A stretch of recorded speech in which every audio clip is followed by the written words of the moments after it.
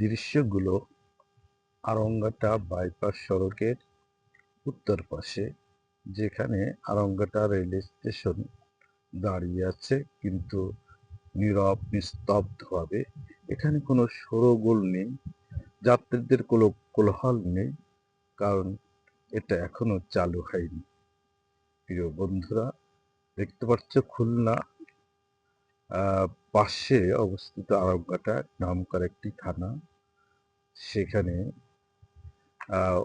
বিল, বিলের মধ্যে গাছপালা, ঘের, অসংখ্য লতাপাতায় ঘেরা অপূর্ব সুন্দর একটি